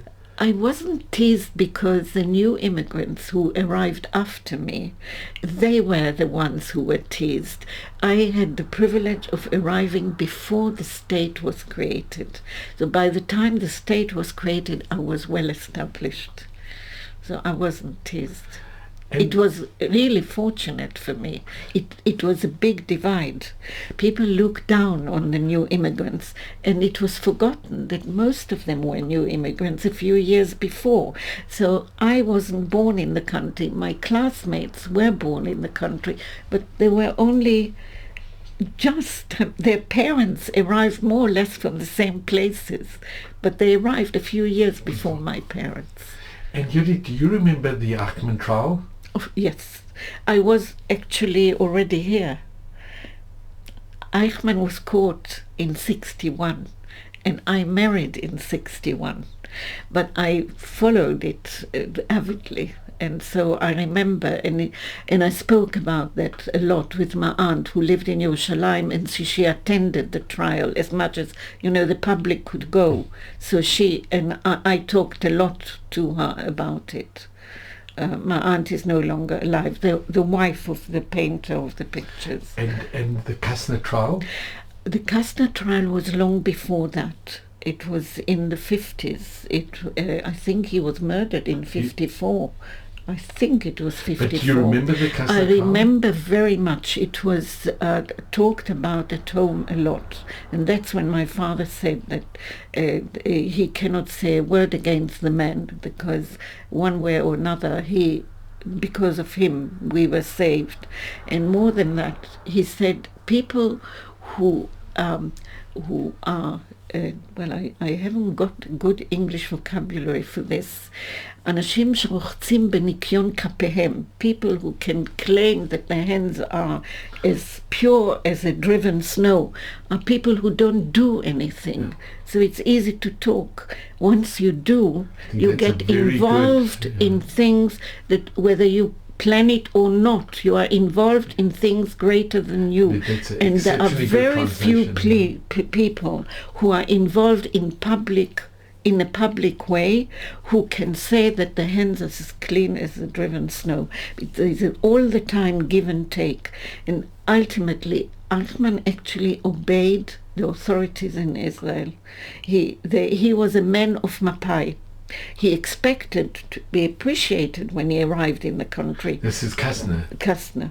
Did I say Eichmann? I made a mistake. He wasn't appreciated because, as usual, the Israelis looked down on anyone who wasn't here. There is a tremendous naivete about Israeli society. It's a little bit less now because everything is more cosmopolitan and almost everyone travels abroad. In those days, only a few people could travel abroad. For many years it was not allowed. People could not get exit visas, and you needed an exit visa. You couldn't just go on a plane. Even in 1961, when I got married, I actually could not travel with my husband because the travel agent failed to see to it that I had an exit visa. And I knew the parliament in Israel has just passed a new law that you no longer needed a document from the army that you are free to travel. But that law was promulgated but did not yet come into being, right? It was promulgated, let's say, in April, but it will only become valid a few months later. And I traveled. We got married in June, and at the beginning of July, I presented myself with my new husband at Haifa port, and he is allowed to go on the ship, and I'm barred. And I had to go back home and quickly arrange an exit visa. That doesn't happen anymore, right? Were your parents asked to come to the trial? No. Look, there were, as I started to say before, 1,684 people were on that train, and many of them lived in Tel Aviv and in Yerushalayim, and some became known people, and nobody ever asked my parents for their opinion about anything, not that I know of. Nothing to do with the trial. Years later, after my father retired, one of his students at Bar Ilan, my father's final career, after having taught in the local schools, told you in the Midrashiyah and in Kfar Pines, he taught in the first Ulpana.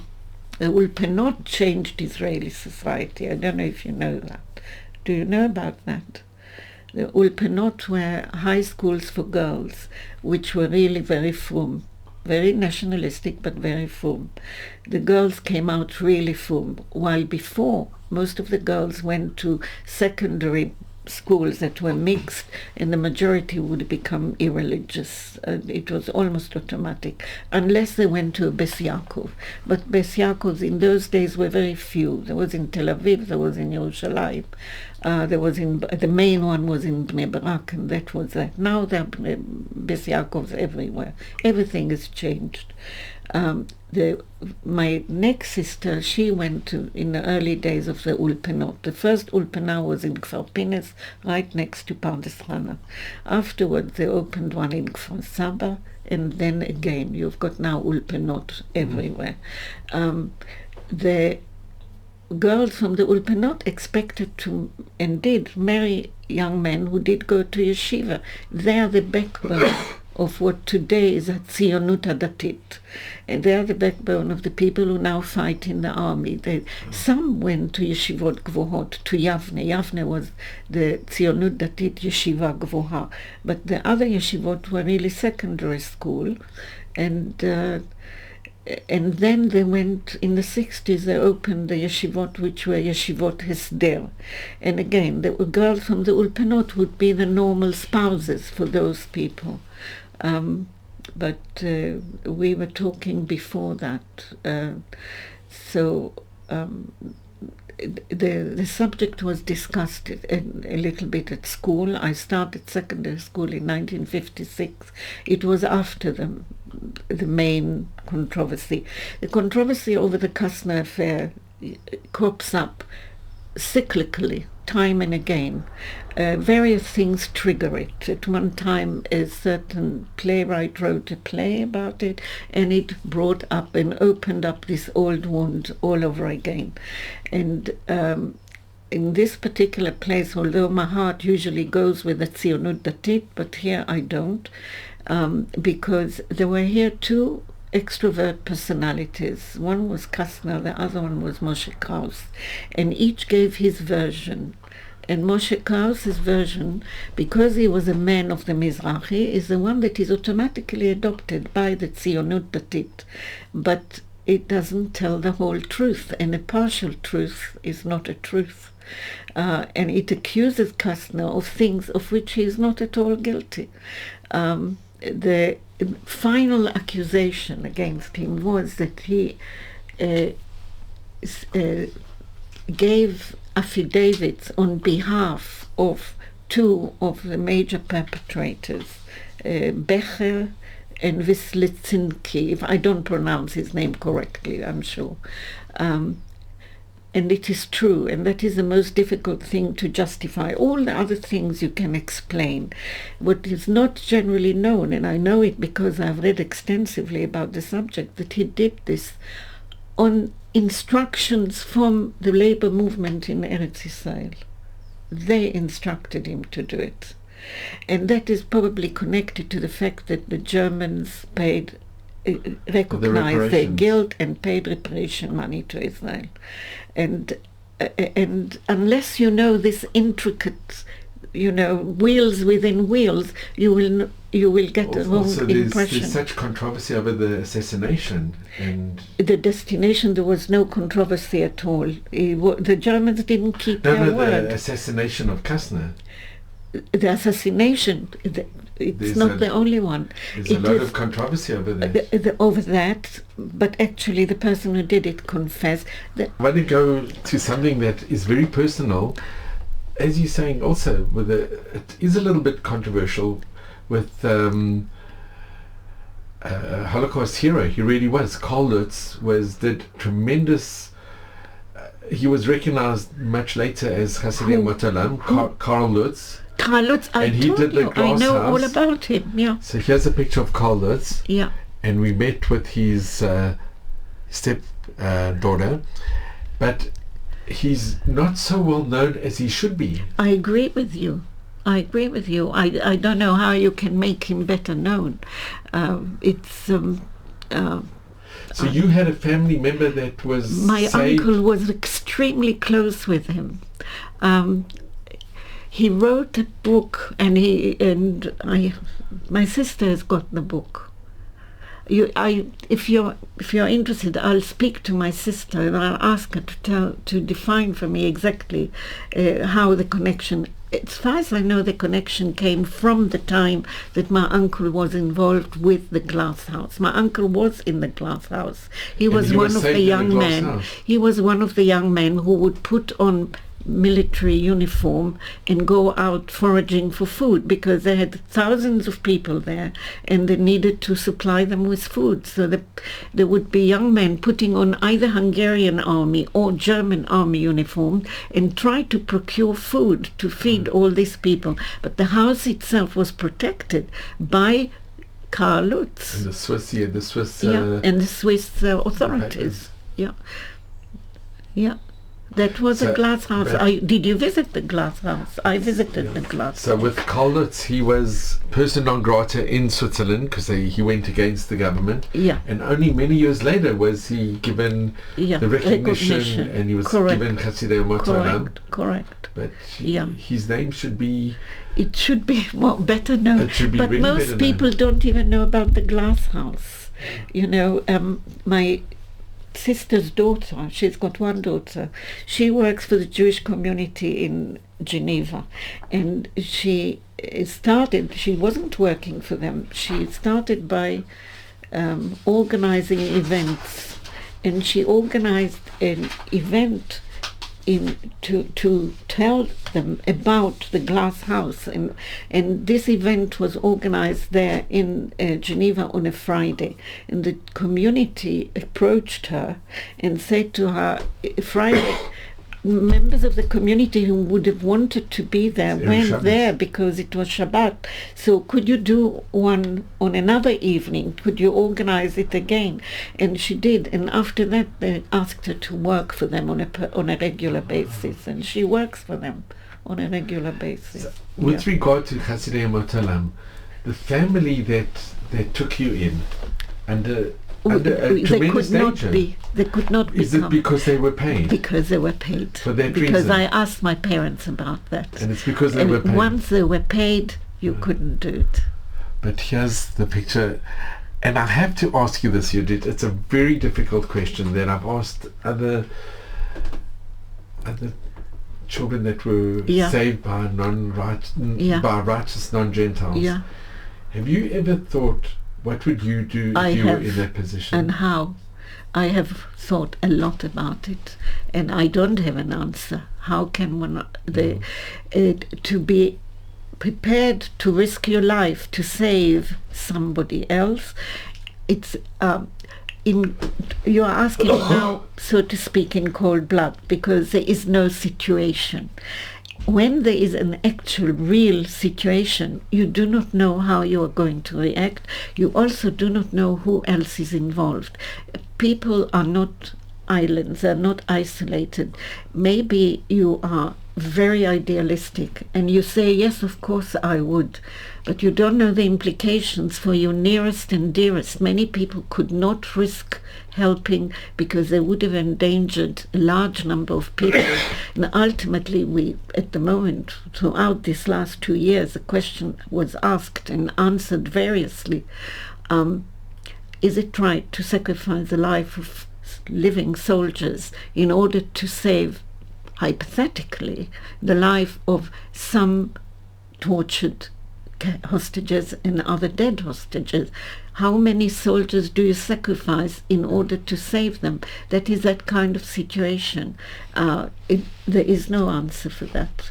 In the case of what happened now recently in Israel, the question is even more fraught because the slogan was that the state, the word used was hifkira, Hamedina hifkira otam, which means the state abandoned them, as if deliberately. Lehafkir is what you do to a field in the year of Shemitah. You make it a public domain. Now, the state didn't do that, but that's not the point. The point is, the question was asked, how many soldiers should we endanger in order to, hypothetically, because we do not know where they are.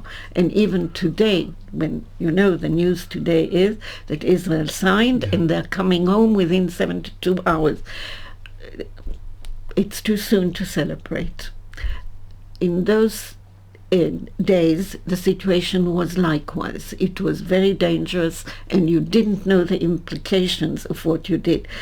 I remember standing in front of the whole school on one of our seminars and reading what happened to a Dutch family where they decided to save the Jews and they were all killed. The Dutch people were killed. I remember I choked as I was reading it. I cried there in front of everybody because this was a family that really were Hasidei Umot HaOlam. They went ahead and did it in the face of danger, danger of death. And then it's a moral question. Are you allowed to endanger your life to such an extent in order to save other people? You must save yourself first. So it's a very difficult question. And I am full of the utmost admiration for anybody who did that. There's a Ulmer family in Poland. The wife is pregnant with 6 children, and they did save numerous Jews, and they were informed on, and the whole family were killed. Yes. with all the children. Yes, and there were numerous cases like that, and therefore no nation should ever be, wholesale condemnation, because there are good people. There are a lot of good people. When we look at this picture, it is really something that's extraordinary. But I think what is also extraordinary is that your mother and your father kept the connection because of But gratitude. yes, they did.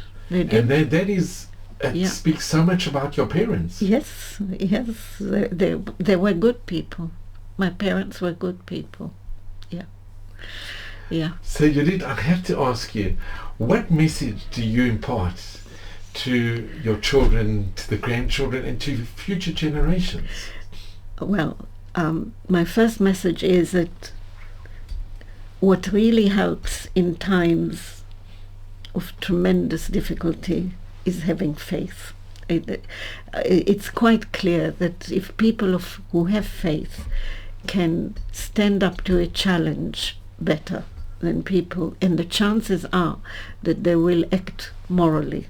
The chances are, it's not a guarantee, and I know that there were many people of faith who did not act morally, but the chances are higher if you have faith and you've got a certain moral approach to life based on your religion. And I say faith rather than Judaism because many of the people who became Hasidei Umot HaOlam did act on a religious impulse. And so I think to bring up your family to have faith is really one of the most important things you can do. And I think what really exemplifies your family is also the notion of gratitude, karasato, being grateful. You must always be grateful for everything. There is no end to the gratitude we owe. Maybe, again, I don't... there's no end to gratitude. You can do it in a light-hearted way, and you can do it in a more serious vein. I have a light-hearted one.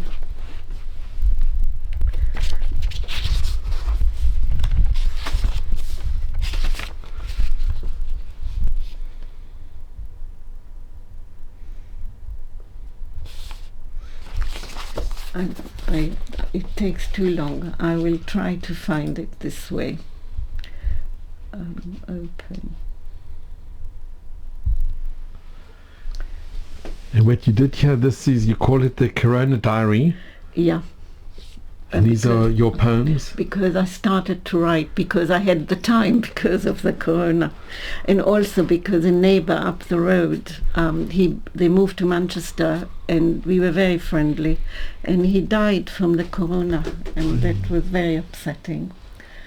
Very, very upsetting.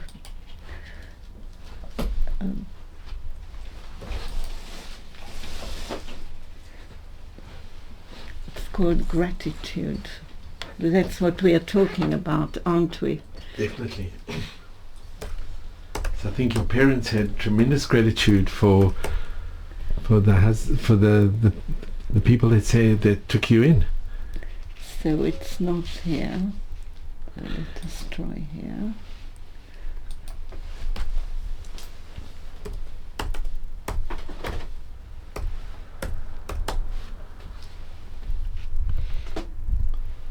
When was that written?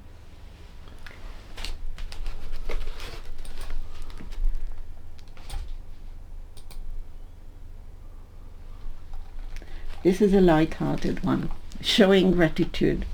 In Hebrew, the expression is prisoner of gratitude, asir todah. Right? What is the connection between gratitude and being a prisoner? Only lately it dawned on me. Clearly, I'm a slow learner. I owe thanks to those I will never be able to thank, so I cannot be released from that obligation. I have learned much from my grandma, and I did thank her repeatedly. I thanked my parents, my sisters, and other relations. I have not thanked my first and only cookery teacher. There was no proper kitchen in our school. Our school was not purpose-built. The teacher cooked in a tiny room, hot meals, 3 courses, for 100 and more, never with meat, mostly without fish. What was there? Fresh vegetables, pulses, and black bread. What did I learn? I learned to chop onions without a chopping board. Not a day passes without me chopping vegetables, using the skills she taught me there in that tiny room over 70 years and more. That's a light-hearted That's lovely. But there is a more serious one. It is. There is just we will never be able to say enough thanks. One of my earliest poems actually is about what we spoke about. You asked if I was teased when I came to the land, and I said I wasn't.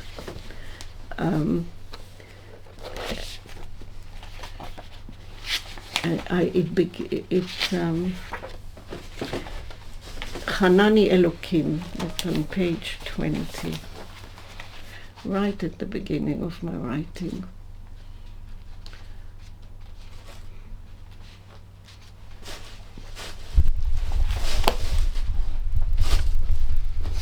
Right. God has shown his grace to me. I thank the Lord, for he has shown his grace to me. He has shown his grace to me, for my husband is by my side these 20 years and more than 10, and this is not to be taken as a given. He has shown his grace to me, for our 4 sons are well. They all have sons and some daughters too. They all thrive and walk in our forefathers' ways. I thank the Lord, for both of us have survived with our parents the valley of death, and this is not to be taken as a given. The Lord has shown his grace to me, for I was in the land at the time of the independence celebrations. With my own eyes and with my whole being, I experienced the agony of the birth and the joy of the whole nation. It is impossible to measure, it even makes me cry now. It is impossible to measure the magnitude of the moment. All the generations of the nation prayed for. Therefore, I thank the Lord with all my heart. It is so beautiful. For he had shown his grace to me. And none of this should be taken as a given. Hey, you did it so special, you did. And you did, here's such a beautiful picture with you and your husband. Yeah. And when you got married. Yeah. Well, I just want to really thank you. There are really no words. There really are no words to thank you enough, Judith. I can just personally take this opportunity to express my extreme gratitude to you. You're welcome. It's been such a schut, such an honor and a privilege to be with you.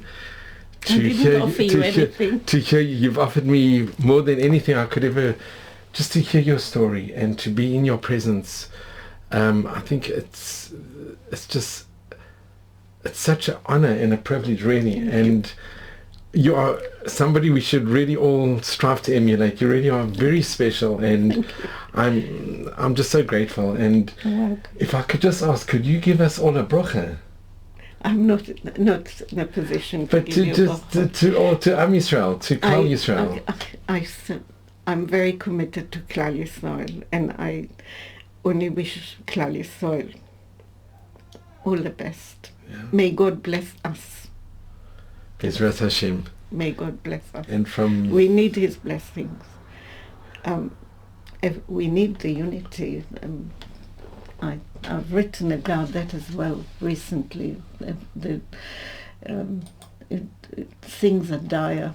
The lack of unity is painful, really, really painful.